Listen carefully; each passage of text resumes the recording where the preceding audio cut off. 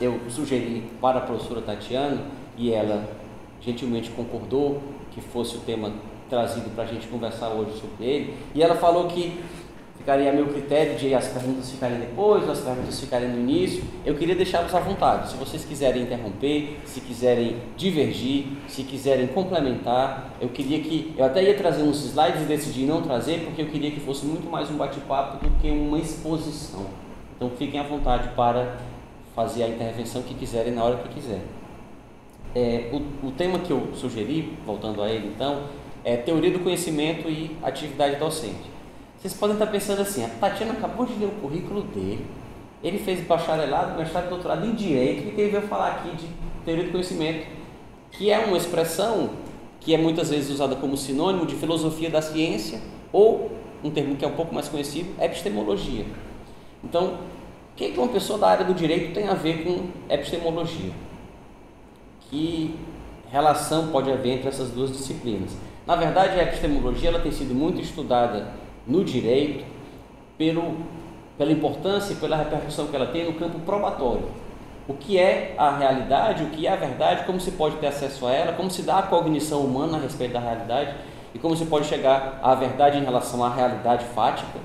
E isso tem uma importância. Esse estudo é feito de forma muito aprofundada na filosofia da ciência para o terreno da prova, do direito probatório, como se provam fatos em um processo.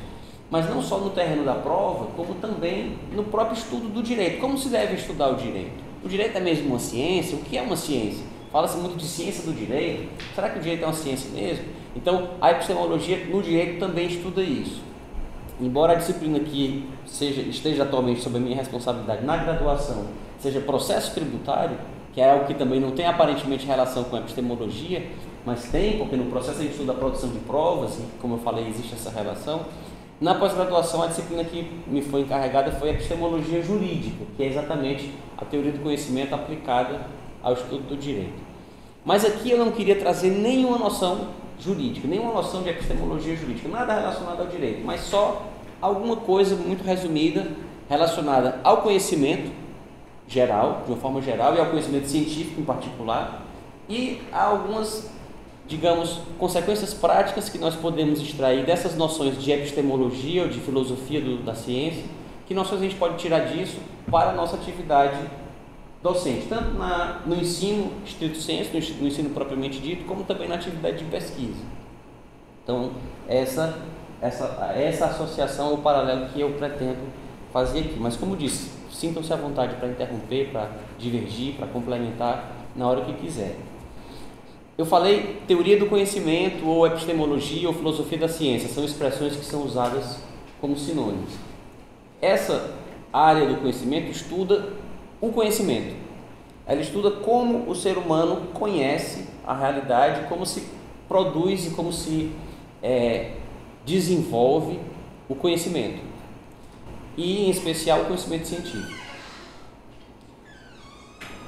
Mas antes de a gente falar de epistemologia, de correntes ou escolas de epistemologia, talvez seja o caso de nós fazermos uma rápida digressão sobre o conhecimento ou a informação.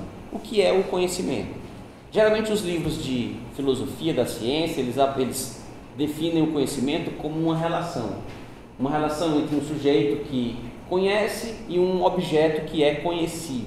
O sujeito tem essa relação com esse objeto, ele observa o objeto, ele mede o objeto, ele pesa o objeto e ele, portanto, formula uma imagem do objeto que é o conhecimento.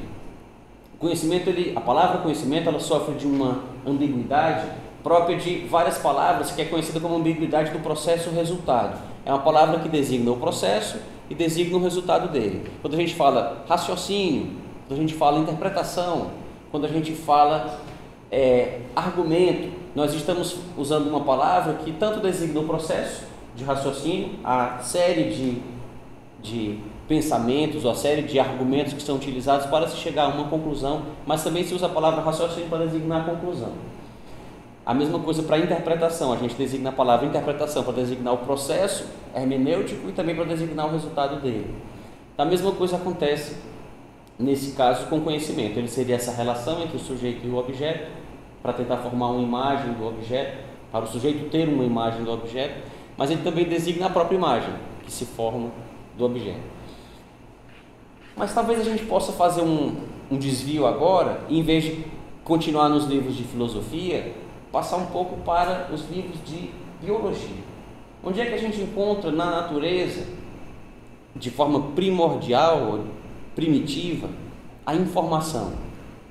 Onde é que a gente encontra informação registrada, gravada na natureza? Informação sobre como fazer as coisas. A gente encontra essa informação na natureza no DNA dos seres vivos. O DNA dos seres vivos, ele tem informação sobre como a célula deve se formar, se reproduzir, como ela deve processar o alimento, produzir energia, enfrentar agressões. Tudo isso está registrado no DNA da célula. Isso, em um sentido muito figurado, eu insisto nisso, em um sentido muito figurado, é conhecimento também. Talvez seja o primeiro local onde a gente encontra o conhecimento na natureza. E pode parecer que isso que eu estou falando não tem nada a ver com epistemologia, mas nós vamos já ver que existe um paralelo muito importante entre as duas coisas. Nesse sentido muito amplo, a gente pode falar de conhecimento, ou de conhecer, ou de saber, até em relação a objetos que são inanimados. A gente está aqui usando o nosso celular e aí aparece um aviso: apenas 20% de bateria. Aí você pode pensar, como é que o celular sabe que só falta 20% da bateria? Ou quando a gente está, e eu repito, a gente está usando a palavra sabe aqui no sentido muito figurado, porque ele não tem nem consciência. Quando a gente está usando o computador e manda imprimir, a professora Tatiana ainda agora estava passando por esse problema, manda imprimir um documento e aí aparece na tela do computador: a impressora está sem tinta. Aí você pensa, como um computador, entre aspas, sabe que a impressora está sem tinta? Na verdade, todo sistema que, enquanto sistema, tem partes que interagem entre si e enquanto sistema interage com o meio que o envolve, ele trabalha com informação. Essa informação, portanto, em um sentido figurado, é conhecimento. Ele conhece como está o sistema, conhece como está o meio no qual ele interage, o computador conhece o tanto de tinta que tem na impressora, só que tudo isso se processa mecanicamente. Alguém programou o computador para ele ser assim.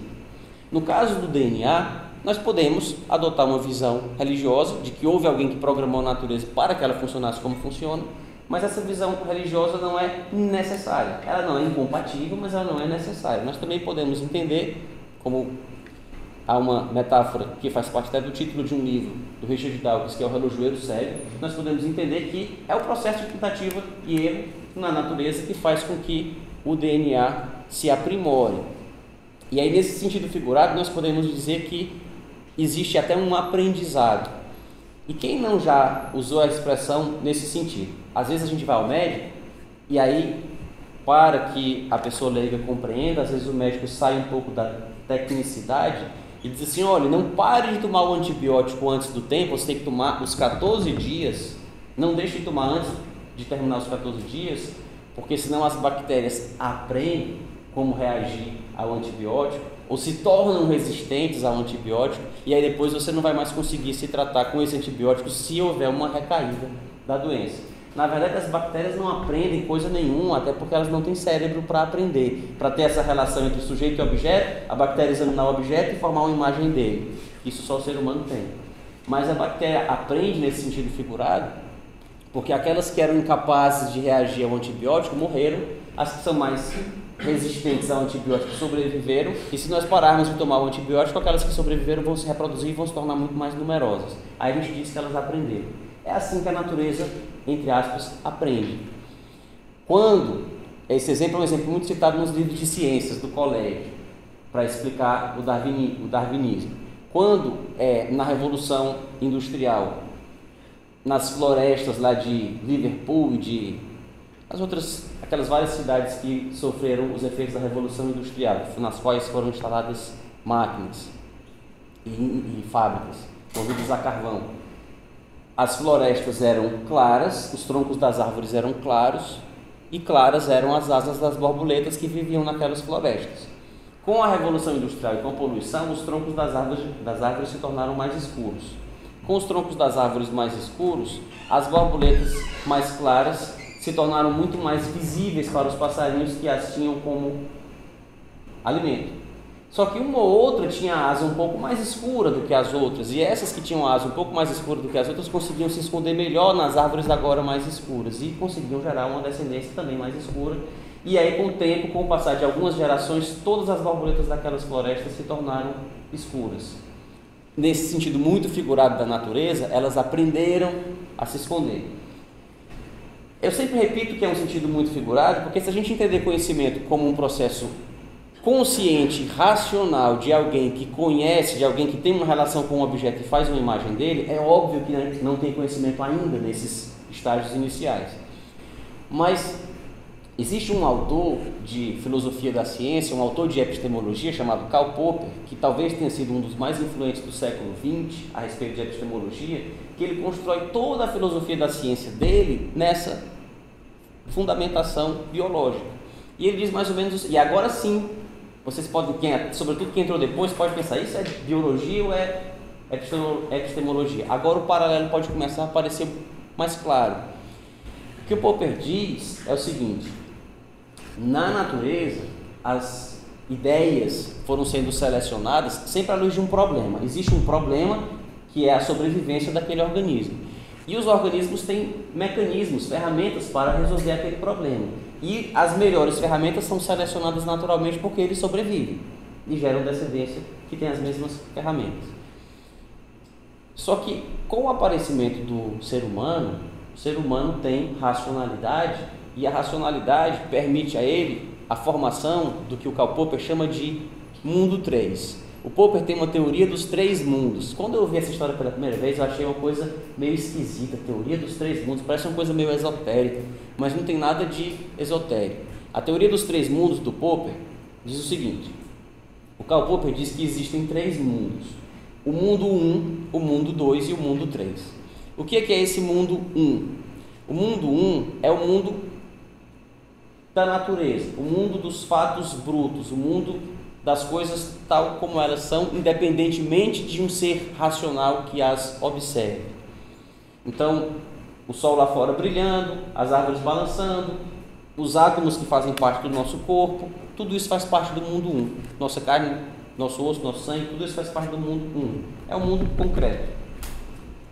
Existe um mundo 2, que, de acordo com o Popper, é o que se processa dentro do nosso pensamento. O que nós estamos pensando agora. Se um de vocês está aí pensando assim, que palestra, ou que fala chata, isso está acontecendo lá dentro do mundo 2 de vocês. Tem ninguém ouvindo, tem ninguém vendo, são imagens cerebrais lá dentro da cabeça de vocês, mas não tem ninguém que está tendo acesso a isso. Ou se um de vocês está pensando assim, quando eu chegar em casa eu vou comer carne com farofa.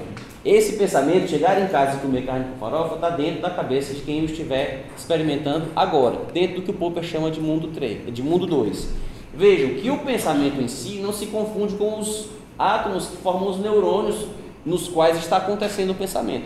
É mais ou menos como se nós falássemos de um computador que é composto de silício, que é composto de cobre, que é composto de alumínio, e falássemos do programa que está gravado dentro dele naquele momento, do processamento que está acontecendo dentro da memória RAM, dentro do chip de processador do computador.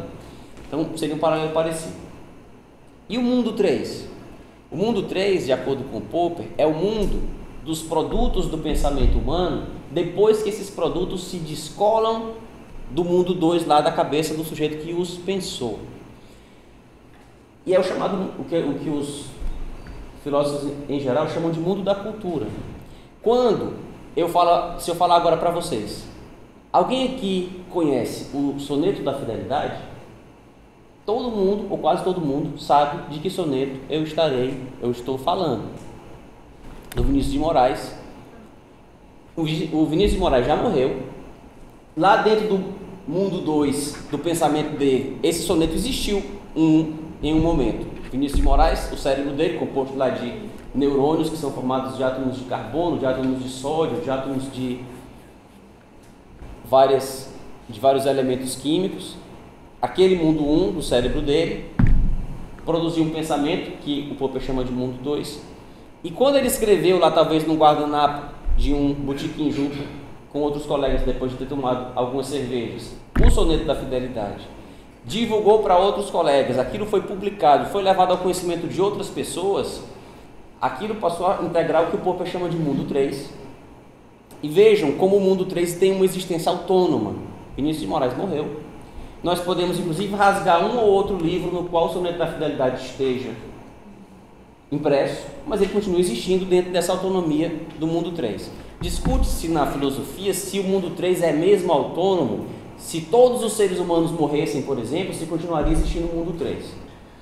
Talvez algumas realidades continuassem existindo, como os números primos, a existência deles independe de pessoas que pensem neles, mas outras coisas como os idiomas, como as fábulas, como as histórias, elas talvez desaparecessem.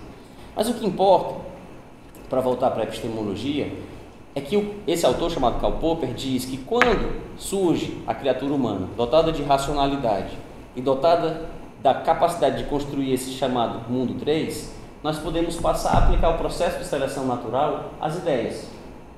Então, quando não existe consciência, quando não existe racionalidade, quando não existe linguagem, e eu tenho, por exemplo, várias bactérias dentro de um organismo, algumas bactérias são resistentes ao antibiótico e outras não, a forma de fazer com que aquelas bactérias se tornem resistentes é administrando o antibiótico. Algumas vão morrer, outras não, e as mais adaptadas serão selecionadas. Com o surgimento do ser humano, não é preciso que a seleção aconteça assim. Se existe, por exemplo, um ser humano que por alguma razão teve uma ideia ou sabe como produzir fogo, não é preciso que ele tenha um filho que vai ter no DNA impresso a forma de fazer o fogo, e aí ele vai conseguir sobreviver, e o filho também, porque vão se aquecer, vão cozinhar a comida, vão matar os inimigos, e os outros que não sabem fazer fogo vão morrer. Não é preciso que isso aconteça. Uns observam os outros e aprendem, imitam. Talvez até esse processo de aprendizado, agora sim no sentido estrito, não no sentido figurado, também seja fruto do processo de seleção natural. Mas o que importa é que com ele nós temos a possibilidade de aplicar a seleção natural às ideias. Quando alguém vai querer se esconder, ele não precisa fazer igual as borboletas, que as que são mais parecidas com a cor das árvores sobrevivem, e as que são diferentes morrem. Os homens vão e se camuflam, e aí aprendem, e aí tem um país cujo exército se camufla e o outro não, ainda vai lá todo mundo vestido de azul, de vermelho, com aquelas penas. Aí eles veem que os outros estão camuflados e se esconderam melhor, e aí na próxima batalha, eles são camuflados também. Então, o surgimento do mundo 3, ele permite que se aplique esse processo de seleção natural às ideias. E aí, vocês já podem estar pensando assim, tá, mas o que isso daí tem a ver com ciência? E o que isso daí tem a ver com atividade docente? O que o Popper, em seguida, diz é que o conhecimento científico, ele não se desenvolve, como até o advento até o surgimento da teoria dele era mais ou menos o que se entendia, ele não se desenvolve através de pesquisas desinteressadas que depois culminam com uma indução de leis gerais e cientificamente demonstradas e, portanto, incontestáveis. E a ideia que ainda hoje nós temos dentro do senso comum do que faz um cientista. Qual é a ideia que existe até hoje no senso comum do que faz um cientista? Não, o cientista, ele entra no laboratório dele de forma absolutamente neutra e desinteressada. Ele não sabe onde a pesquisa dele vai levá-lo, e ele simplesmente começa a fazer a pesquisa de forma descritiva e de forma desinteressada. Depois de ter observado várias vezes os fatos, ele chega a conclusões baseadas na observação empírica, e ele induz leis que serão científicas porque foram baseadas em um método, foram baseadas em uma quantidade X de observação. O cientista observou várias vezes o mesmo fenômeno dentro de um método controlado, e aí ele chegou a uma conclusão que é cientificamente correta porque seguiu aquele método. Essa era a ideia que se tinha de ciência até Karl Popper. E vejam como essa ideia está presente no imaginário popular. Até hoje é muito comum, e eu já escutei isso várias vezes. Eu, quando era criança, tinha uma prima que adorava essa frase. Sempre que a gente estava discutindo qualquer assunto que fosse, e ela queria dar a cartada final no assunto para dizer que ela tinha razão, ela, não, mas isso já foi cientificamente comprovado. Como se essa afirmação, isso já foi cientificamente comprovado, fosse a cartada final para calar a boca do seu opositor. Ele não pode mais discutir com você porque aquilo já foi cientificamente comprovado. E o Popper disse que é exatamente o contrário que acontece. Na verdade, o cientista, ele tem diante de si um problema e ele tem uma hipótese, ele tem um palpite, ele faz uma conjectura sobre como resolver aquele problema, qual a melhor forma de contornar aquele problema.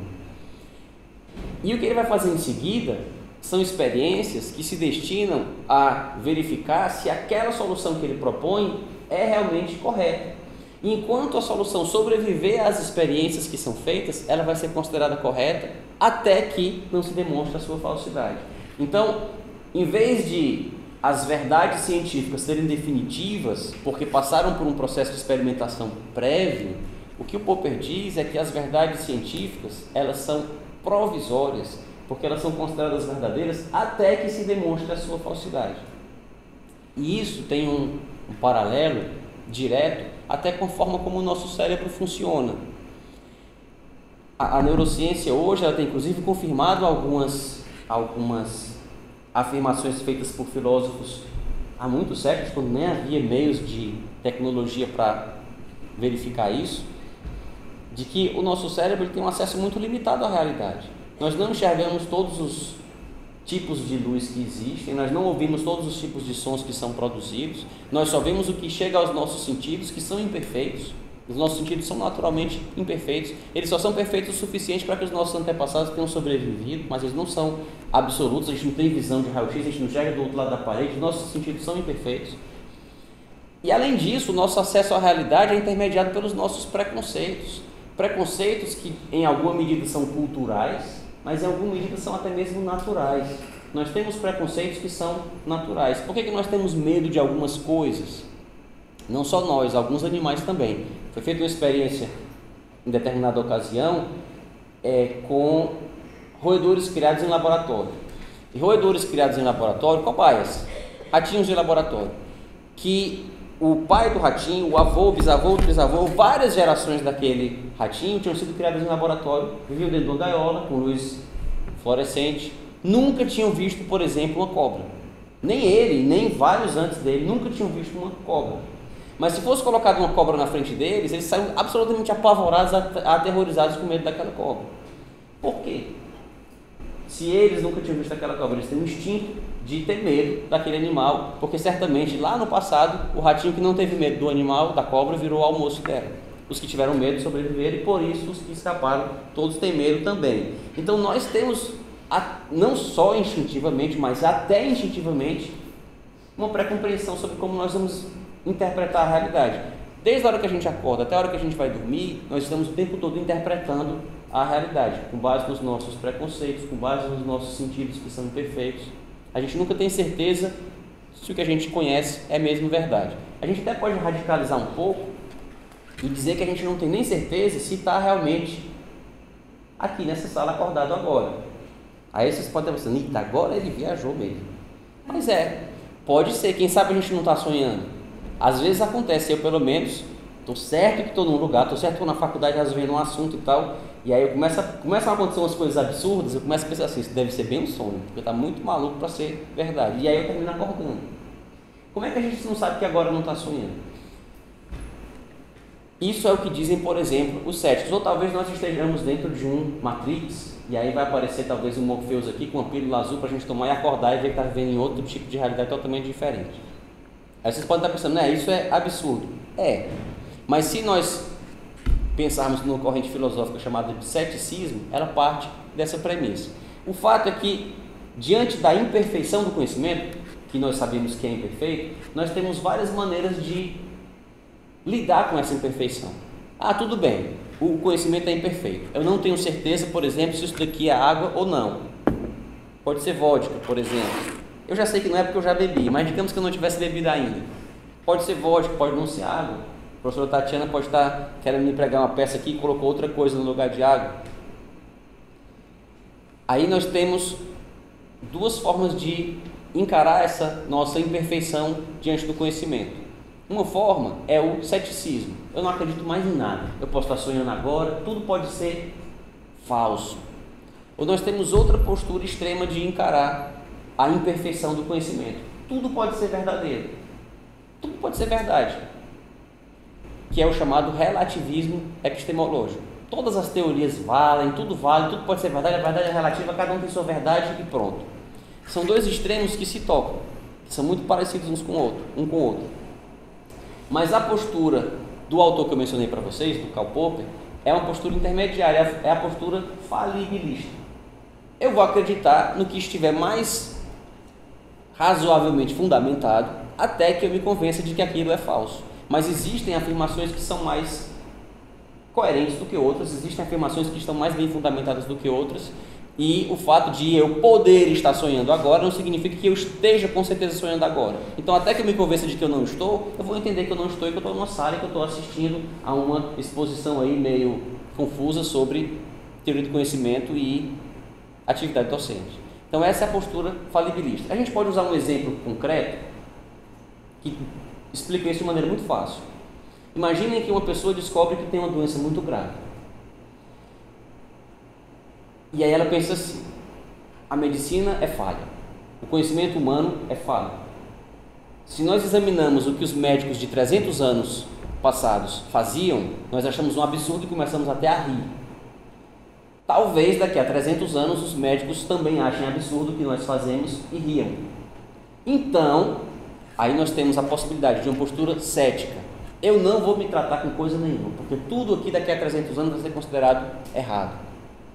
Já que o conhecimento é falível, eu não acredito em nada.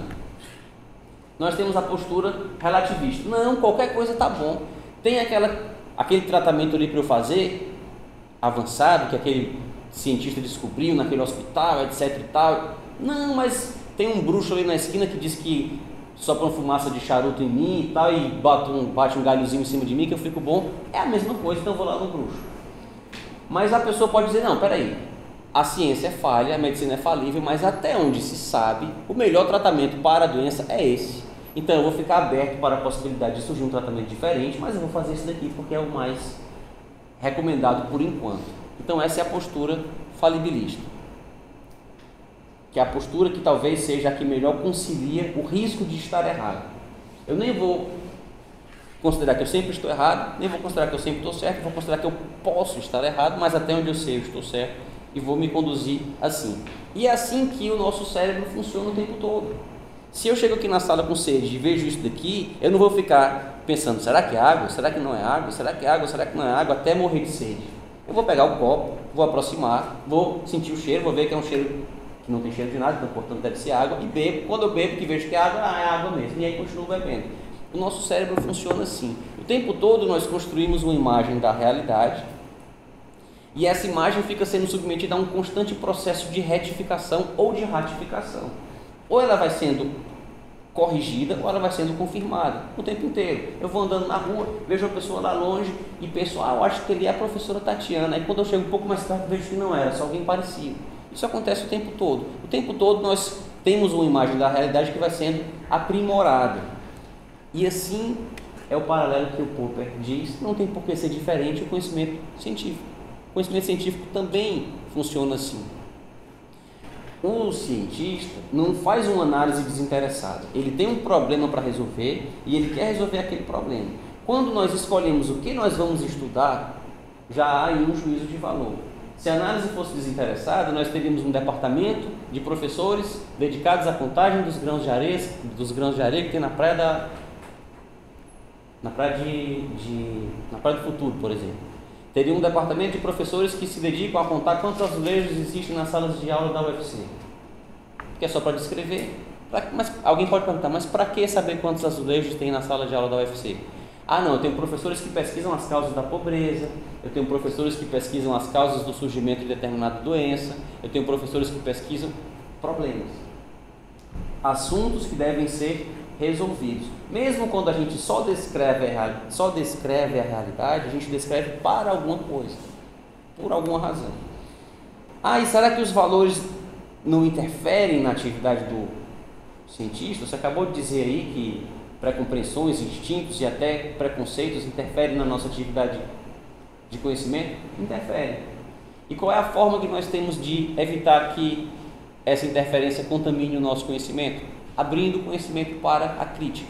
Se eu estudo um objeto e formulo uma teoria a respeito dele, e essa minha teoria está contaminada pelos meus preconceitos, outras pessoas que têm outros preconceitos diferentes dos meus, se estudarem aquele objeto, vão chegar a uma teoria diferente, e o confronto dessas teorias vai levar a uma depuração que vai tirar o que é preconceito de um e o que é preconceito de outro, e vai deixar uma imagem menos imperfeita daquele objeto. Eu falei muito no Karl Popper. Pode parecer que eu considero que o Karl Popper tem uma teoria irrefutável, que a teoria dele não é passível de crítica, mas na verdade a teoria dele sofre algumas críticas. Há um grande crítico do Karl Popper que se chama Thomas Kuhn, e o Thomas Kuhn diz que o Popper é um pouco ingênuo, porque o conhecimento científico não progride assim: o cientista formular uma hipótese e depois fazer experiências para refutar a hipótese dele. O nome da teoria do Popper é falsificacionismo ou falibilismo, porque o que ele diz é que as teorias são científicas e são consideradas científicas quando elas puderem ser falseadas, quando elas puderem ser contestadas. Eu formulo uma teoria que alguém pode fazer uma experiência que vai mostrar que a minha teoria é falsa, então minha teoria é científica. E enquanto não conseguirem fazer essa experiência que demonstra que ela é falsa, ela vai ser considerada verdadeira. A verdade, portanto, é provisória, enquanto não se demonstrar a falsidade, mas é possível demonstrar. Então, nesse caso, a teoria é considerada científica e considerada provisoriamente verdadeira. Aí o Thomas Kuhn diz: o Popper é muito ingênuo, não é assim que os cientistas trabalham. O cientista formula uma teoria e ele vai ter horror de quem criticar a teoria dele. E ele vai fazer tudo para defendê-la, ele vai fazer tudo para que ela não seja derrubada. É assim que, de fato, eles trabalham. E aí o Thomas Kuhn é um autor que foi ele que cunhou uma expressão que caiu na moda e ela é hoje usada por todo mundo, que é a expressão mudança de paradigma. Todo mundo fala: não, vamos ver isso por um novo paradigma, aqui vai ter uma mudança de paradigma. É dele essa expressão, mudança ou quebra de paradigma, num livro chamado A Estrutura das Evoluções Científicas. Thomas Kuhn diz que a ciência se processa, ou ela caminha através de saltos, e não lentamente através de experiências de tentativa e erro, como diz o Popper. O Popper se baseava basicamente na filosofia do Einstein. Na teoria da relatividade do Einstein. Ele formulou uma filosofia baseada na ciência de Einstein. Por quê? Porque o Einstein não fez uma experiência que levou a que ele formulasse a teoria da relatividade. Com Einstein aconteceu o contrário. O Einstein formulou a teoria da relatividade com base em especulação dele, pensamento dele, cálculos que ele, ou dizem que foi a esposa, fez, mas primeiro o Einstein formulou a hipótese da teoria da relatividade, que não havia ainda sido experimentada, não foi feita uma experiência antes. E até dizem que há um jurista, e aqui eu abro um parênteses para falar um pouco do direito, há um jurista chamado Pontes de Miranda, que foi um dos maiores juristas do século XX, talvez do mundo inteiro. Ele é pouco conhecido no mundo porque era brasileiro, nascido em Alagoas e escreveu em português. Mas ele escreveu, ele é um dos, acho que ele é o autor que escreveu a maior obra escrita por uma só pessoa. Ele tem um tratado de direito privado que é feito em 60 volumes. São 60 volumes, acho que de umas 500 páginas cada um. E eu fiquei pensando, se eu conseguisse ler um volume por ano, o que ia ser difícil, talvez com 60 anos eu conseguisse terminar de ler o tratado inteiro. Imagine ele para escrever os 60 volumes. E o Pontes de Miranda, quando o Einstein esteve no Brasil, na década de 20, ou foi na década entre a década de 20 e a década de 30 que o Einstein esteve no Brasil, o Einstein fez uma palestra no Rio de Janeiro em francês. E no relato feito depois pelo Einstein, a palestra foi pouco proveitosa. Ele fez a palestra em francês, a sala estava muito quente, estava cheia de crianças chorando, várias mulheres, várias socialites do Rio de Janeiro da época que foram assistir. Nada contra as mulheres, pelo amor de Deus, mas na época, na década de 20, as mulheres tinham pouca, até por conta da situação que viviam naturalmente, tinham pouca condição de discutir a teoria da relatividade com ele, mas estavam lá pelo evento de ter lá a celebridade que era o Einstein. E Pontes de Miranda foi. E dizem que o Pontes de Miranda fez uma intervenção em alemão, que ninguém sabe o que ele disse. O Einstein respondeu também em alemão, riu e continuou a exposição dele. O Einstein não fez nenhuma remissão a essa intervenção do Ponce de Miranda, mas, algum tempo depois, quando perguntaram para o Einstein o que ele tinha achado do Brasil, ele disse que gostava muito do Brasil, achava o Brasil um lugar formidável, até porque tinha sido sob o céu do Brasil que tinha sido demonstrado o acerto da teoria dele. E aí o Ponce de Miranda ficou todo vaidoso, porque foi aquela intervenção que ele fez, que o Einstein riu em alemão, que ninguém entendeu. Mas, na verdade, o Einstein estava fazendo referência a um eclipse que houve em Sobral. Houve um eclipse em Sobral, aliás, o eclipse não aconteceu em Sobral, obviamente o eclipse aconteceu a Lua cobrindo o Sol. Mas em Sobral foi um local da Terra em que foi possível observar o eclipse inteiramente. Era um eclipse solar, a Lua cobriu inteiramente o Sol e ao meio-dia ficou escuro como se fosse noite. E isso permitiu aos cientistas observarem o céu durante o dia, ver as estrelas que aparecem no céu durante o dia, que é o que nós não podemos ver quando o Sol está brilhando normalmente, porque ele nos encandeia e obviamente a gente não vai ver as estrelas, mas elas estão lá. Então, com o eclipse foi possível ver que uma estrela que deveria aparecer, claro que muito mais atrás, milhões de anos-luz atrás, mas aparecer do lado do Sol, ela deveria aparecer, se a teoria da relatividade fosse correta, ou se ela não fosse falsa, a estrela deveria aparecer num local diferente, porque a massa do Sol distorceria o espaço-tempo e quando o raio de luz da estrela passasse, ele faria uma curva. E foi exatamente isso que o eclipse demonstrou.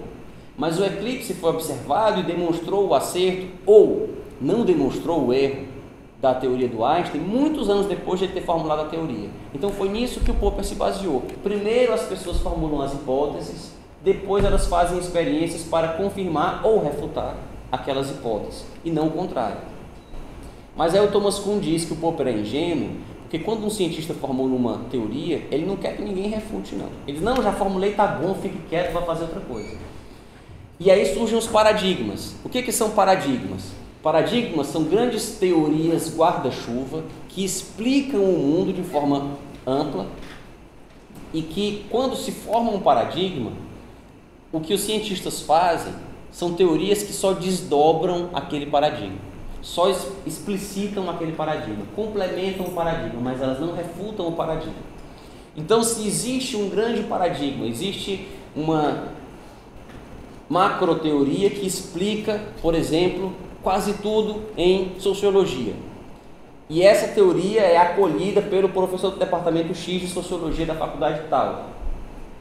Ele não vai querer que ninguém critique aquela teoria, não. Ele vai querer que os discípulos dele desdobrem, pesquisar o assunto tal à luz da teoria dele, pesquisar o assunto tal à luz da teoria dele, e saiam desdobrando aquela teoria, desdobrando o paradigma. Só que sempre as descobertas que as pessoas vão fazer quando estiverem construindo pesquisa científica à luz daquele paradigma, elas vão encontrar coisas que o paradigma não explica. Elas vão encontrar coisas que não se encaixam muito bem naquele paradigma. E são meio que uma sujeira que elas vão colocando embaixo do tapete. E elas vão colocando a sujeira embaixo do tapete. E vão colocando a sujeira embaixo do tapete. Até que um dia o tapete está dessa altura. Aparece alguém e levanta assim e diz, ei, está cheio de sujeira aqui embaixo. E a primeira tendência das pessoas vai ser de massacrar esse sujeito que apontou a sujeira embaixo do tapete. Foi o que aconteceu, por exemplo, com o Louis Pasteur. Lá em Paris, várias mulheres morriam quando iam ter criança na maternidade. Mas se elas tivessem criança em casa, a taxa de sobrevivência era infinitamente maior. Isso colocava em xeque um paradigma que existia na época, que era o de que as doenças eram causadas por espíritos malignos e não por micro-organismos. Já até havia sido descoberto o micro-organismo, mas os cientistas da época ridicularizaram quem dizia que o micro-organismo causava doença, porque diziam, como é que uma coisinha tão pequena vai derrubar um ser tão grande como um ser humano? Então ridicularizavam, diziam que o micróbio ele era produto da doença e não a causa dela. A pessoa ficava doente, o organismo começava a apodrecer e aí surgiam os micróbios e não o contrário. E o Pasteur, quando o Louis Pasteur que teorizou, que explicou que foi aquele que apontou a sujeira embaixo do tapete, tentando derrubar, desafiar o paradigma, o Pasteur foi expulso da Academia de Ciências de Medicina de Paris, foi condenado a ir morar no interior e foi absolutamente condenado ao ostracismo. Ninguém queria saber dele porque ele estava desafiando o paradigma. Quando as ovelhas que viviam na cidade onde o Pasteur foi exilado passaram a ser as únicas que sobreviviam a uma praga que houve pouco depois da Guerra Franco-Prussiana, que todas as ovelhas da França morriam, mas as ovelhas que ficavam naquela cidade não morriam. Aí foram atrás de saber por que era. Quando o Pasteur disse que é porque estava vacinando aquelas ovelhas, aí ridicularizaram de novo. Lá se vem você de novo com um negócio de micróbio e tal. Mas aos poucos ele conseguiu derrubar aquele paradigma e montar ou surgir, ser responsável pelo surgimento de um novo paradigma. E é isso que o Kuhn diz. Ele aprimora um pouco a teoria do Popper, dizendo que a ciência progride através das críticas que são feitas, mas isso acontece aos saltos. Não acontece de um modo gradativo como o Popper falava. E que conclusões a gente pode tirar para a nossa atividade docente disso? A primeira é a de que, por mais difícil que seja conceituar o conhecimento científico, quem está certo é o Popper, quem está certo é o Kuhn, quem está certo é... Por mais difícil que seja conceituar o que é ciência, existe pelo menos uma certeza em relação a isso. É que ela é o oposto do dogma. Ela é o oposto do que não pode ser discutido. O conhecimento científico ele é definido pela imensa maioria dos epistemólogos como conhecimento que não é dogmático. O conhecimento que tem que ser aberto para a crítica. E a gente vê que isso às vezes é até difícil na academia. Não sei se isso acontece também em outras áreas, mas no direito isso...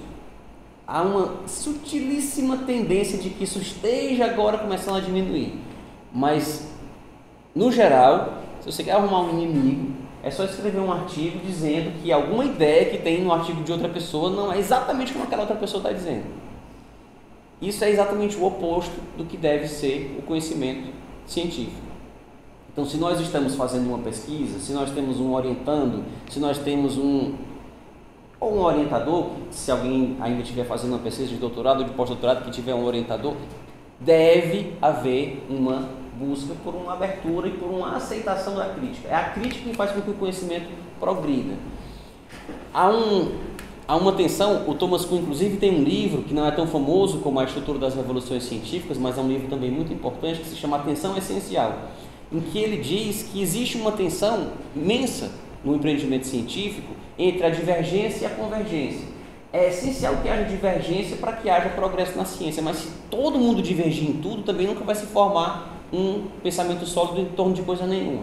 Então, há uma tensão necessária e essencial entre convergir para que haja consenso quanto a algumas verdades, mas se manter sempre aberto para uma divergência que possa mostrar que aqueles consensos estão equivocados.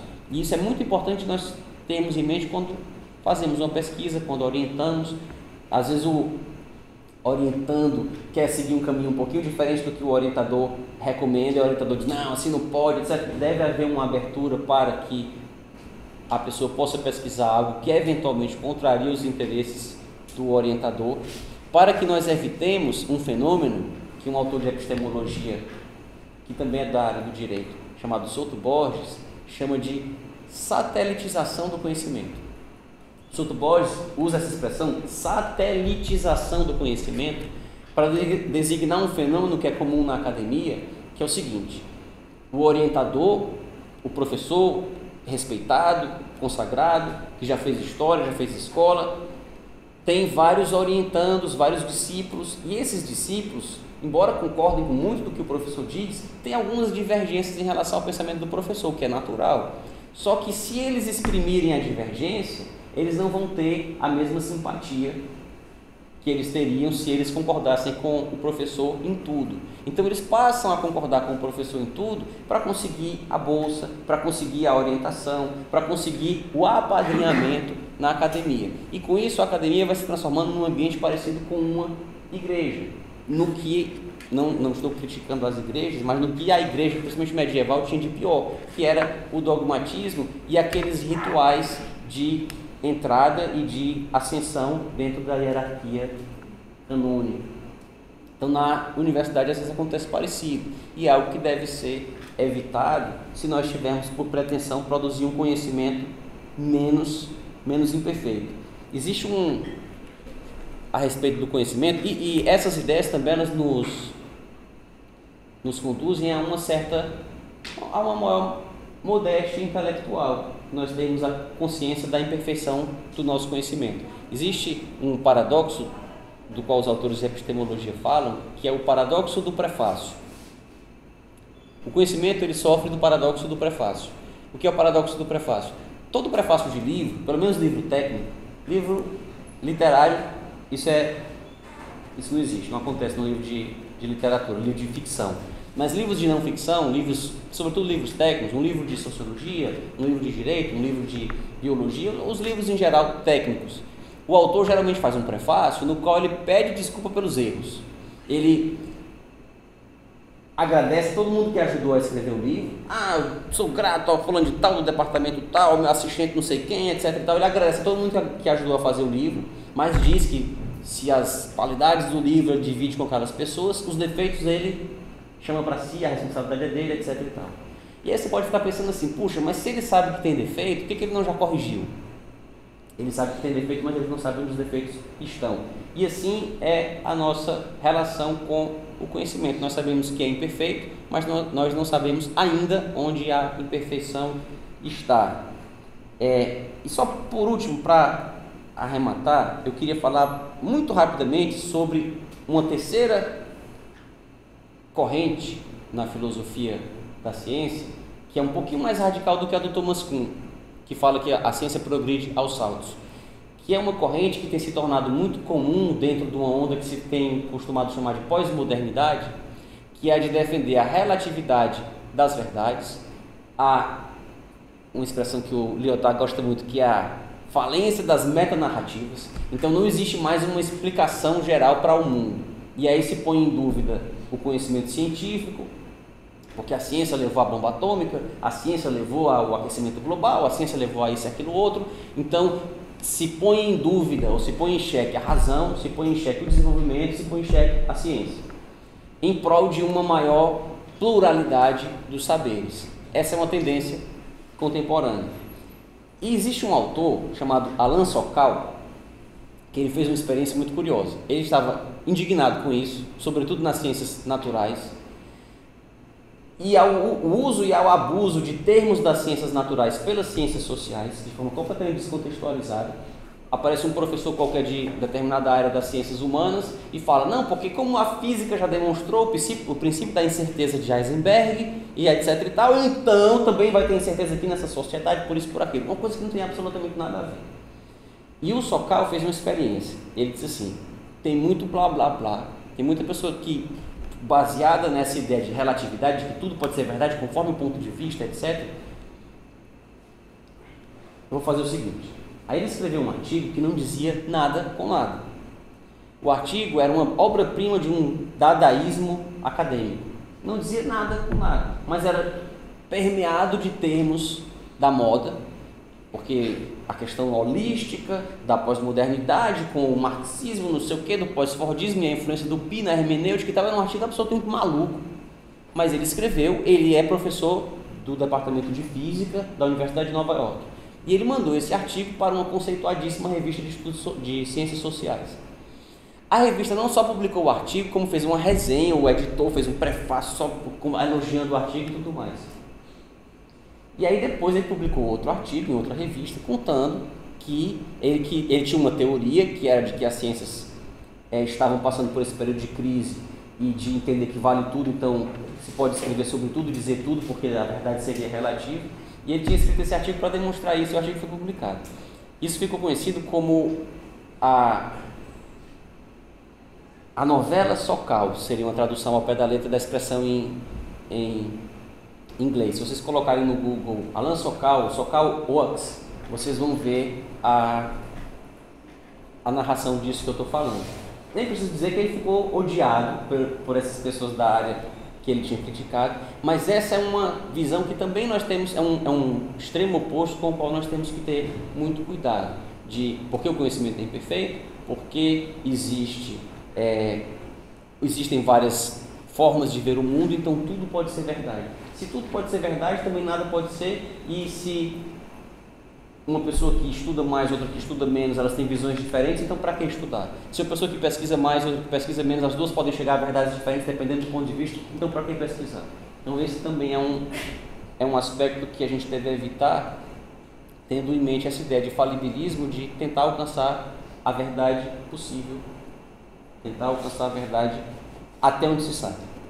Mas eu acho que já falei até demais, tinha dito que todo mundo podia interromper, ninguém interrompeu. Eu fico, portanto, agora à disposição para caso alguém queira responder alguma pergunta, tirar alguma dúvida. Eu não quis interromper, mas a questão é o seguinte, realmente o que é ciência, né? Grande questão, a partir de que momento você faz ciência? E aí vem uma pergunta, a economia, ela é científica ou não é?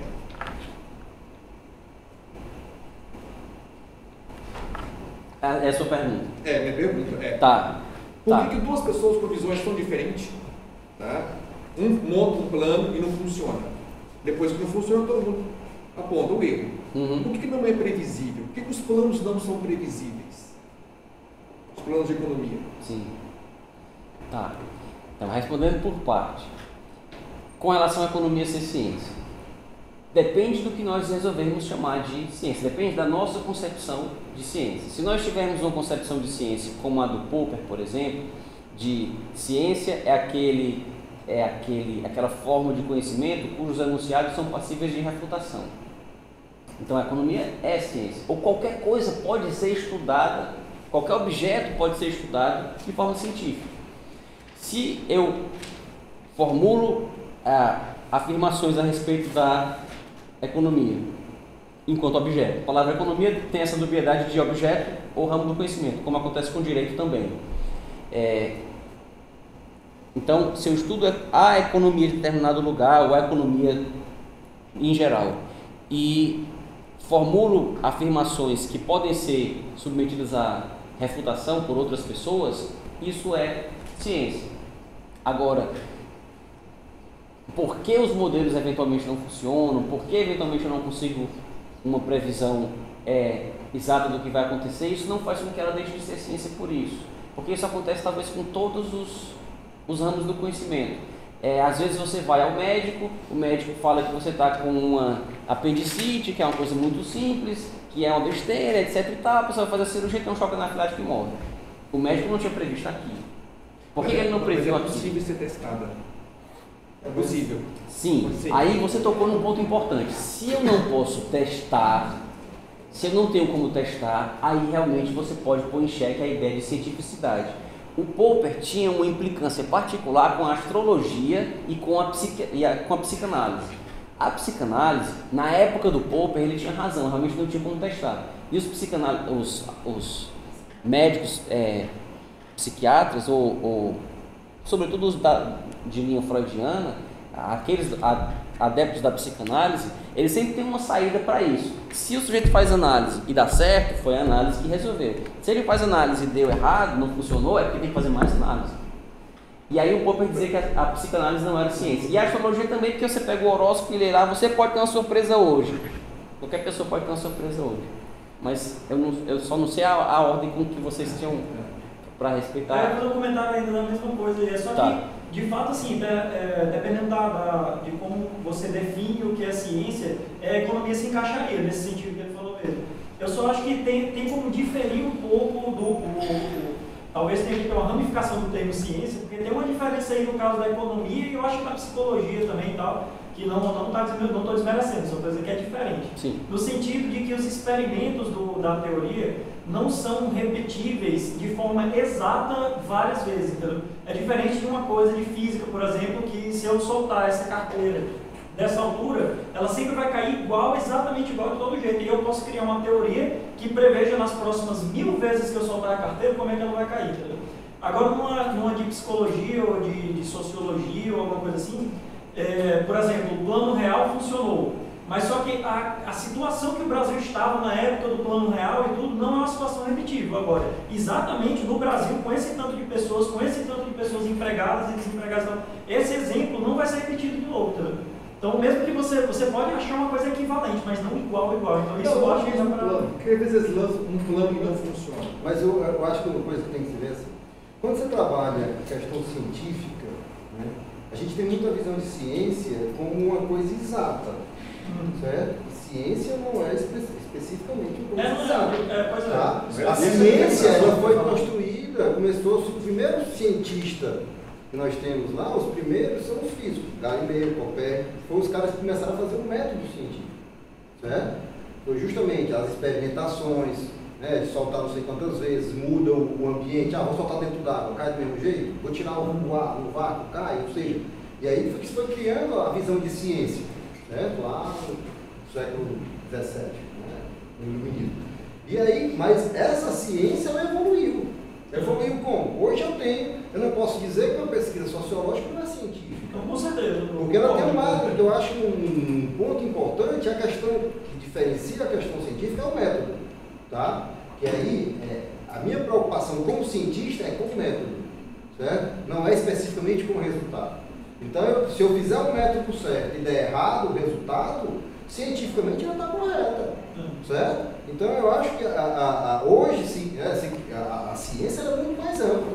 Tá? Então, eu tenho um lado de pesquisa qualitativa, por exemplo, tá? Que é uma pesquisa que ela não tem muitas vezes essa questão da prova, da cientificidade como Popper mas eu tenho um método científico de fazer uma etnografia. O cara vai morar na cozinha, passa 2 anos, ele tem toda uma lógica, uma epistemologia que faz com que isso, né? Tanto é que você pega uma tese não sei se alguém já viu, uma tese antropológica, é totalmente diferente, na minha área de engenharia, totalmente diferente da área de administração. O cara fala no eu, ele quase não cita livro, ele cita toda a experiência dele, certo? Então é totalmente diferente, mas é um método antropológico, certo? Às vezes parece um diário, né? É como se fosse um diário, né? Mas se eu pegar um cara da física aqui, o cara vai ficar louco, ele vai cortar, senão isso aqui não é ciência, não. Como se eu pegar o cara daqui e trouxer para a física, não vai, porque as lógicas são totalmente diferentes, certo? Vou dar um exemplo aqui, né, do professor aqui do direito. A pesquisa no direito é totalmente diferente. Por exemplo, é basicamente uma pesquisa filosófica, né, de raciocínio, de coisa. Não tem um teste. Você não tem teste. Você não faz um laboratório, você não faz um estudo de caso, você não faz... Estudo de caso até faz. Mas é diferente, por exemplo, então assim, é a lógica é muito da argumentação, né? De várias leituras, e cientificamente está correto, porque é isso.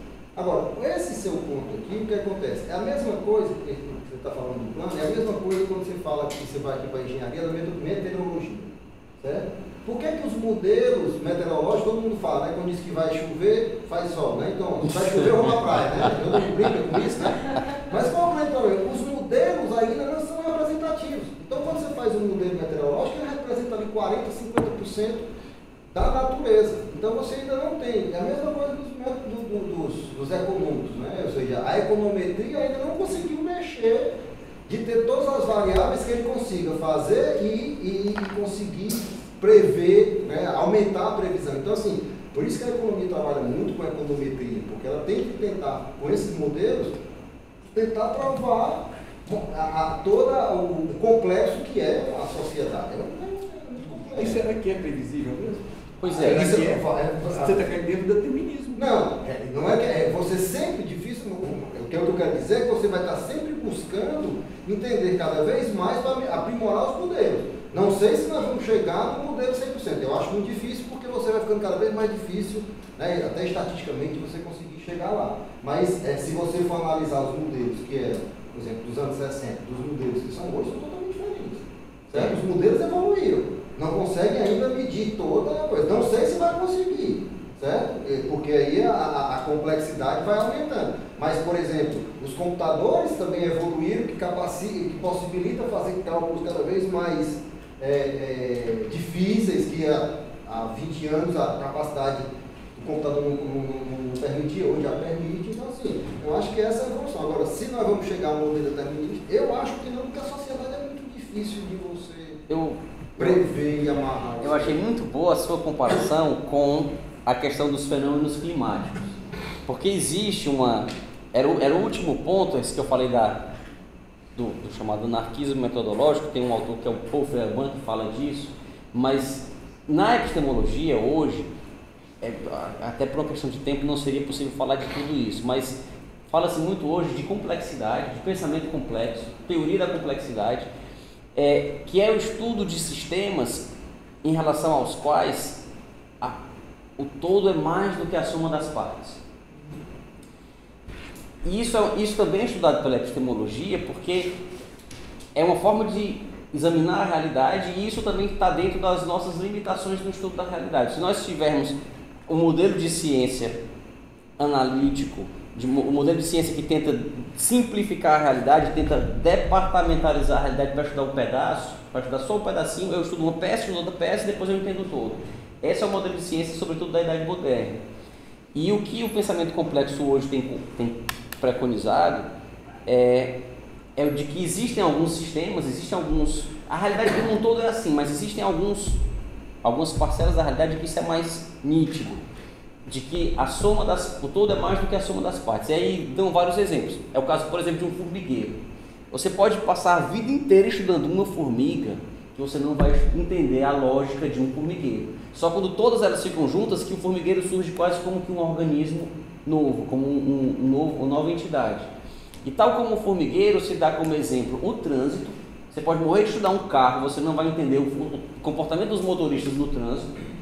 E o outro exemplo é exatamente a economia e os fenômenos climáticos. E os sistemas orgânicos são assim, muitos sistemas físicos, na minha área de ação de geologia também são assim, funcionam de maneira complexa.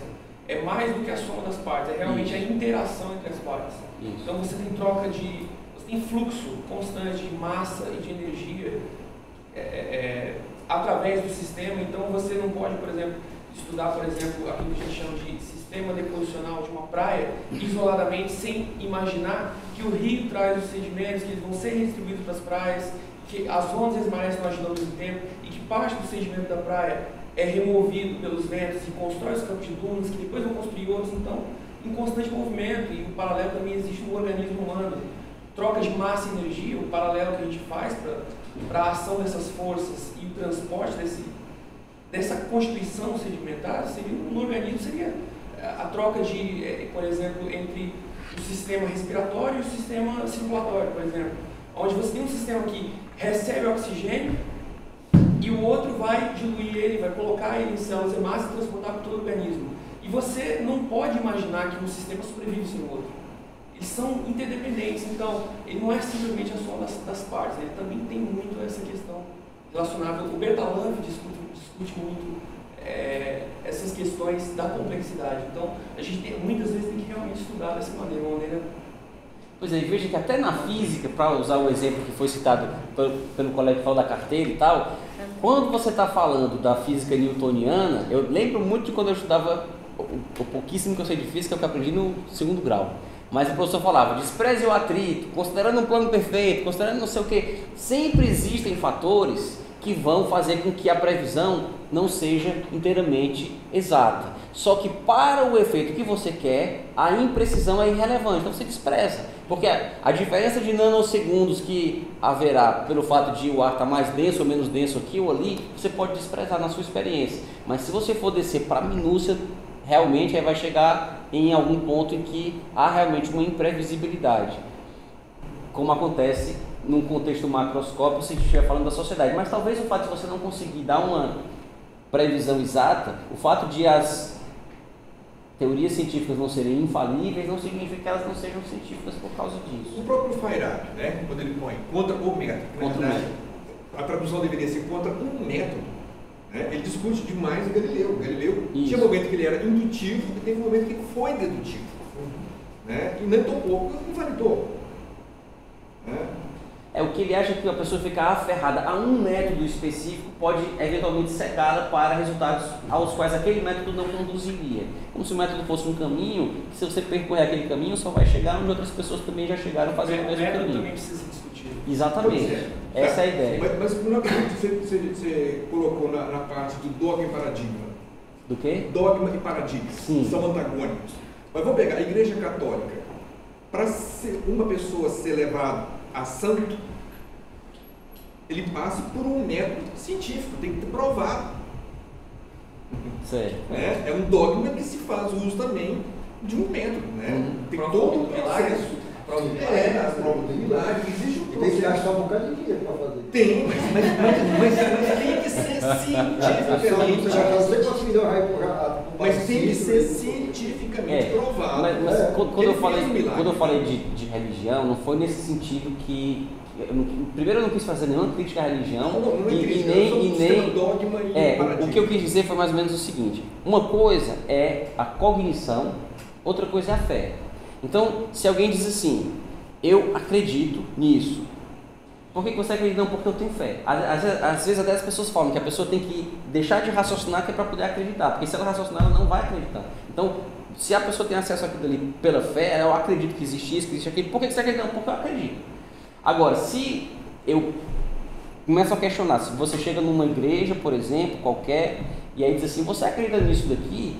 Mas como é que você sabe? Será que não foi diferente? Tal. A pessoa vai dizer assim, olha meu amigo, vá fundar a sua igreja lá do outro lado, que a minha aqui e os nossos dogmas são esses. Nós acreditamos que o Deus tem uma cabeça de elefante e que ele nasceu do sabão e que foi assim, que tem não sei quantos braços e tal. A gente tem a igreja tal lá da Índia que é assim, assado. Ah, mas será que é uma cabeça de elefante mesmo? Será que não é um totem? Será que não é será que não é um sol? Vá fazer a sua lá do outro lado. A nossa é assim. Não comporta discussão. E a ciência seria um antônimo disso, porque o que alimenta a ciência é exatamente a divergência e a discussão.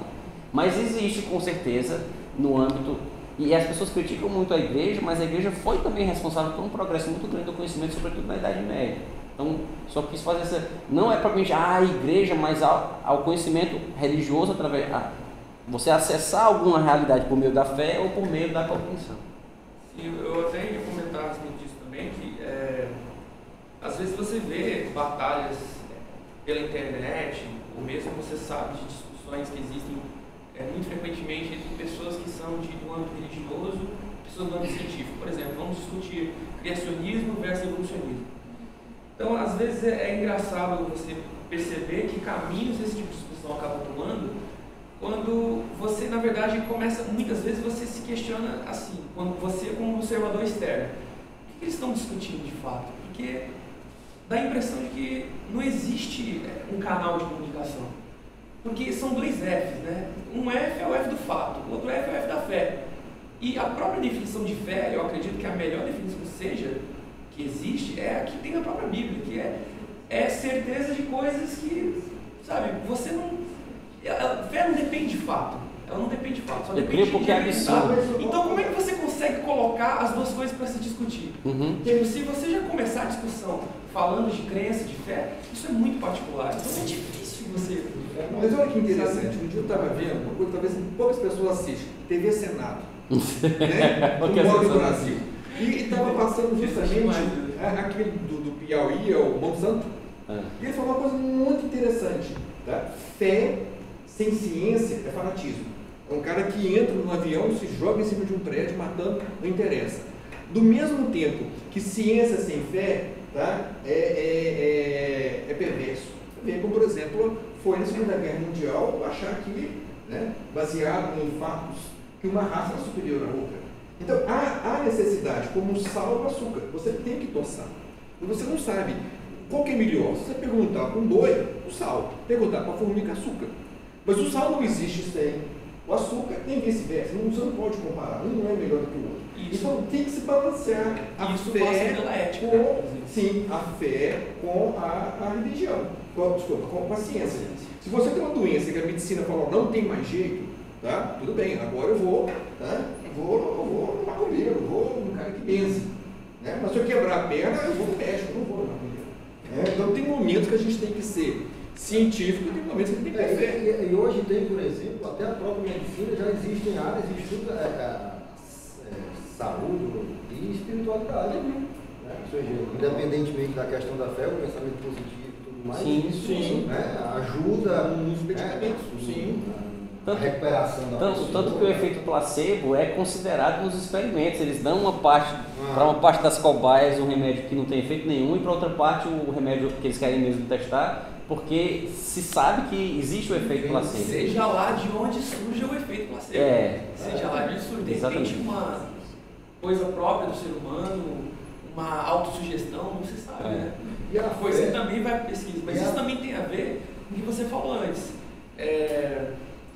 O cientista, ele assim, antes de Popper, de Karl Popper, existia toda aquela teoria da questão de provar, quando na verdade... Por indução. Eu confesso que eu sou um tanto popperiano, pelo menos para aquela ciência do dia a dia. Eu também acredito em questões relacionadas assim, sigo muito uma filosofia do abarcamento, mas eu acredito que o dia a dia, a construção do dia a dia, seja algo mais popperiano. Aí você imagina que o cientista, ele assim, por mais que ele queira fazer um experimento isoladamente, ele espera um resultado. E só o fato de ele esperar significa que ele tem fé de que aquilo possa dar em algum lugar, ou em alguma coisa, seja lá o que ele esteja estudando. É verdade. Com relação à repetição, você falou no Popper, eu lembrei de um exemplo que, aliás, é até do Bertrand Russell, e até se diz que um pré-socrático, eu não lembro o nome, teria usado esse exemplo também. Claro que alterando um pouco a natureza dele por conta do aspecto cultural. Mas você falou de sempre que soltar a carteira ela cai, sempre que soltar a carteira ela cai, então eu posso lá formular uma teoria que sempre vai funcionar. É exatamente contra isso que o Popper se insurge. Porque ele diz que não é o fato de sempre ter funcionado no passado que vai funcionar também no futuro, exatamente porque a natureza não é determinista. Exatamente porque eu não conheço tudo. Então pode ser que esteja faltando eu ver alguma coisa que vai ser diferente daquilo que eu já vi antes. E aí ele usa um exemplo que até é pitoresco, que como eu falei é de Bertrand Russell, que é o exemplo do peru. O peru de Natal, que é criado o ano inteiro sendo alimentado e tal, e se ele fosse um cientista, ele formularia uma teoria. Todos os dias, às tais horas, aparece o meu dono e ele vai me alimentar. Todos os dias, às tais horas, aparece o meu dono e ele vai me alimentar. E aí, quando o peru estivesse totalmente seguro dessa teoria dele, seria exatamente o dia que o dono ia aparecer para que ele virasse a ceia de Natal. Então, é dentro dessa lógica que o que o Popper critica é a ideia de que não é porque todos os cisnes que eu vi são brancos, que eu posso dizer que todos os cisnes são brancos. Até onde se sabe são, mas pode ser que apareça um que não é. Não, assim, eu acho até que hoje em dia essa visão de que o cientista, até na física mesmo, que as pessoas acham que é muito rigoroso, não sei o quê, é rigoroso mesmo, certo? Mas eles não, hoje em dia eu diria que é muito mais suave essa questão de você criticar a teoria de uma pessoa. Se você conseguir chegar para uma pessoa aí com uma teoria nova, bem explicada e tal, de que a gente está errado e que a ideia na verdade é outra, as pessoas podem ter certeza que vão ficar felizes de saber, viu? Porque isso é o que aconteceu exatamente. O exemplo do Einstein é um exemplo desse tipo. Ele apareceu lá com uma teoria nova sobre gravidade e que é muito melhor do que a anterior, porque explica um exemplo que não era explicado antes, né? Que é o da luz, por exemplo. Mas assim, ninguém também vai ter raiva que o Newton fez errado, que era um absurdo, não sei o que. Não, não é absurdo. Até o momento de tudo que o Newton fez e de tudo que se foi feito, até hoje, né? Vocês estudaram Newton e está tudo ok, né? Por exemplo, o exemplo que eu dei da carteira aqui, se você continua funcionando. Newtoniano está perfeito, certo? Agora, você não vai descartar a teoria só porque existe uma situação em que tem uma luz e passa do lado de um planeta e ela também é afetada por gravidade.